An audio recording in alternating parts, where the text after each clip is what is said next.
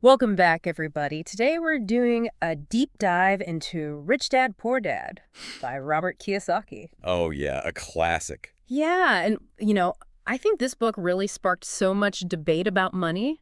It definitely did. And honestly, it challenged a lot of what I thought I knew about wealth Mm. when I first read it. Yeah, it's one of those books that really kind of shakes things up in the personal finance world, I think. Yeah. Because he's really saying, like, everything we're taught about money, Right, go to school, get a good job, work hard. right. It's not the whole story. Yeah, and it all starts with this idea of the two dads. Right. His own father, the poor dad, who struggled financially, even though he was, well educated and had a good career. Mm-hmm. And then his friend's dad, the rich dad, Right. who was this self-made entrepreneur and had a totally different outlook on money. Yeah, and that's what's so interesting is that, Kiyosaki doesn't point to income as the main difference between them. Right. Like, he argues that the real separator was financial literacy. Yes.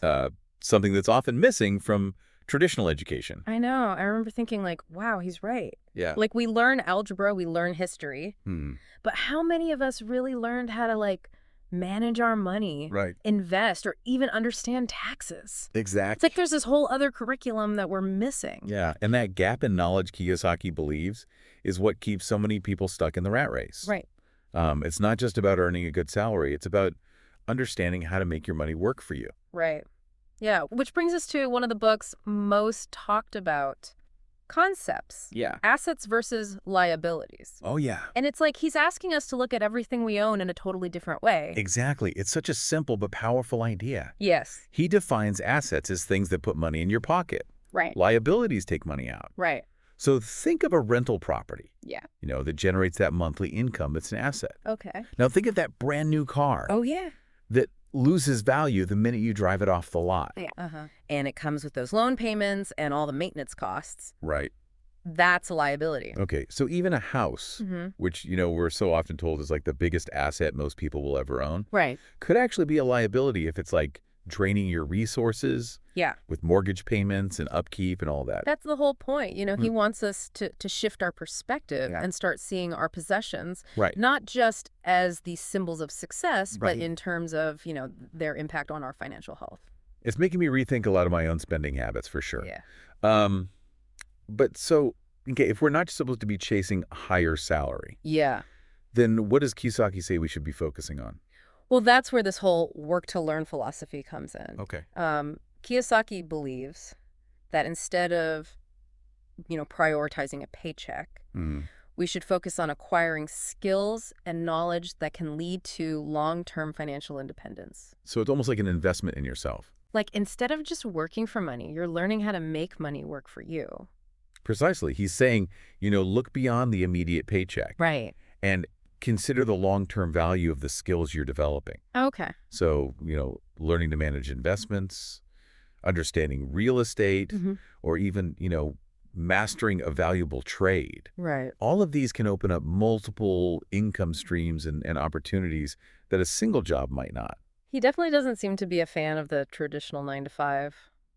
Not really. But I mean, is it really realistic for everybody to become like an entrepreneur or a real estate investor? Mm-hmm. Those paths come with their own challenges and risks too, right? Yeah, that's a valid point. And, Kiyosaki does emphasize building your own opportunities. Right.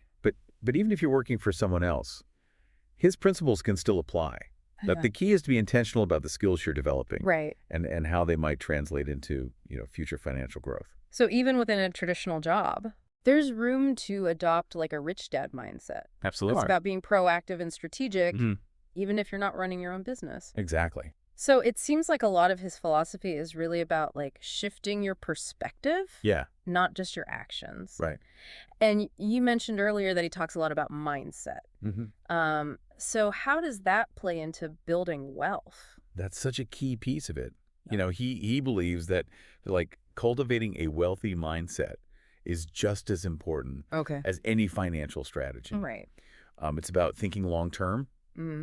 Being willing to take calculated risks Mm-hmm. and focusing on, building assets rather than just accumulating stuff.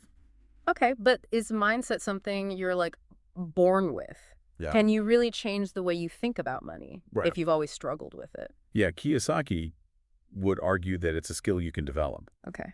And he talks about how a lot of people fall into the trap of instant gratification. Yeah. They get a raise and immediately upgrade their lifestyle Right. instead of investing that money for the future. So breaking free from that, like keeping up with the Joneses mentality. Exactly. Yeah. Yeah, it's so easy to fall into that trap, Yeah. especially when you see everyone around you spending and, acquiring all this new stuff. Mm-hmm. But a wealthy mindset, on the other hand, focuses on, building lasting wealth Right. through investments and income-generating assets. Okay. It's about delaying gratification today to create a more secure and abundant future. I mean, that makes sense, but how do you actually start cultivating that kind of mindset? It Yeah. sounds kind of abstract. One thing he suggests is surrounding yourself with people who already have that mindset. Oh, okay. Mentors, business partners, even just friends who are financially savvy. Mm-hmm. And, their habits and their approaches can kind of rub off on you.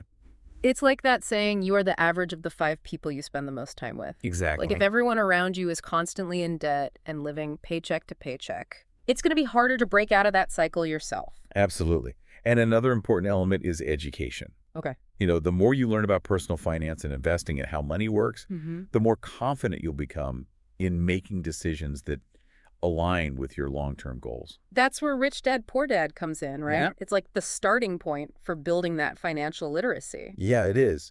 But it's important to keep learning and expanding your knowledge. Right. There are tons of resources available, podcasts like this one, online courses, financial advisors Mm-hmm. to help you continue to grow your understanding.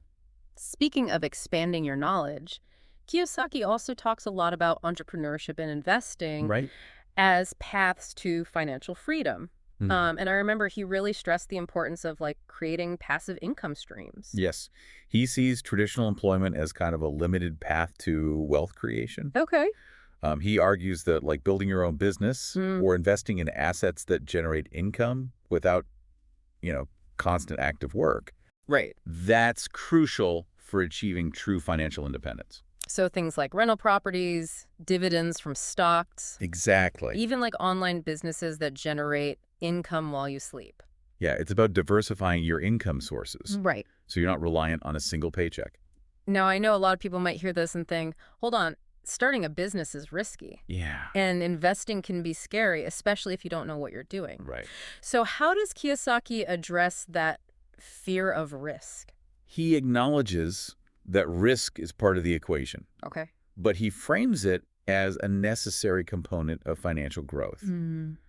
He's not advocating for reckless gambling. Right. He's talking about calculated, informed risk-taking. So it's about educating yourself before you make any big decisions. Exactly. Understanding the potential downsides Mhm. and weighing those against the potential rewards. Precisely. Right. He emphasizes that knowledge is power when it comes to investing. Okay. Learn about different asset classes, understand market trends, and if you're unsure, seek advice from experienced investors. There's just so much information out there. Yeah. Where do you even begin if you're starting from scratch? Right. Yep. It can feel overwhelming. It can definitely feel daunting, but Kiyosaki stresses that even small steps Okay. can lead to big changes over time. Right. You don't have to become a real estate mogul or a stock market whiz overnight. Right. It's about building good financial habits, learning as you go, Mm-hmm. and gradually expanding your comfort zone. So start small, stay curious, and keep learning. Exactly. It's a marathon, not a sprint. Yeah, and another area that Kiyosaki touches on that I think often gets overlooked is taxes. Oh, yeah. Tax is not the most exciting topic. I know, right? Not exactly the most fun dinner party conversation. Definitely not. But, I'm guessing he doesn't see them as just a necessary evil. Right. We just have to pay them and grumble about it. Not quite. He argues that, understanding tax laws Mm-hmm. and how they apply to different income streams Right. can be a huge advantage, Okay. especially as you build wealth. So the wealthy don't just avoid taxes altogether. Yeah. They play the game differently. Right. He talks about how corporations and various investment strategies can be used to legally minimize your tax burden. Okay. He highlights the importance of understanding the rules Mm-hmm. and using them to your advantage. It sounds like he's advocating for being proactive and strategic with your finances, Absolutely. not just working harder or earning more. Yeah, it's about working smarter, not just harder. It's interesting because while he definitely champions entrepreneurship, Hmm. he also dedicates a lot of the book to explaining how, like, corporations and big businesses Right. leverage financial systems to their advantage. He does. And I think Mm. that's an important point. Yeah. Even if you're not planning on starting your own company, Right. understanding how these larger financial systems work Right. can empower you to make better decisions for yourself. So whether you're an aspiring entrepreneur or, someone working within a more traditional job, Hmm. there are valuable lessons to be learned from Rich Dad, Poor Dad. I think so. It's about opening your eyes to a different way of thinking about money. Yeah, I think that's a great way to put it. It's a call to, you know, become financially aware, Mm-hmm. to take control of your financial destiny, Right. and to start building a life of, greater freedom and abundance. Now, we've covered a lot of ground here. Yeah. Financial literacy, assets versus liabilities, mindset, entrepreneurship, even taxes. Yeah. What do you think for someone who's just finished reading Rich Dad, Poor Dad? What are the key things to remember? I think the biggest takeaway is this. Your financial future is not predetermined. Okay. You have the power to shape it. Mm-hmm. By developing your financial literacy, cultivating a wealth-oriented mindset, Right. and making informed decisions, you can create the life you want. Yeah, it really is about becoming like the architect of your own financial life. Hmm. And one thing that struck me when I was rereading the book Yeah. was just how much of what he says goes against like conventional wisdom. Yeah. He's questioning that traditional path of going to school, getting a good job, Hmm. and hoping that's enough for financial security. Yeah, he definitely challenges the status quo. Yeah. And whether you agree with everything he says or not, Right. there's no denying that the book forces you to kind of rethink Mm-hmm. your assumptions about money and the choices we make. And I think that's why it's been one of the most talked about personal finance books Yeah, for like decades now, it really has. because it sparked so much debate, but it also got people talking about financial literacy. Yeah. It's never a bad thing. Exactly. At the end of the day, Yeah. I think Kiyosaki's goal is to empower individuals Mm-hmm. to take control of their financial destiny. Right. He wants people to understand that they have options, Yeah. that they don't have to be stuck Right. in a system that might not be serving them. So as we wrap up our deep dive on Rich Dad, Poor Dad, what's the one big takeaway that you want to leave our listeners with? If there's one thing to remember, it's this. Wow. Your financial future is not set in stone. Go. You have the power to create it Mm-hmm. by developing your financial knowledge, Mm-hmm. building a wealth-oriented mindset, Right. making informed decisions. You can design a life of greater freedom and abundance. I love that. And I think Kiyosaki would add, don't be afraid to break the mold, Yeah, to think outside that traditional box when Mhm. it comes to building wealth. absolutely.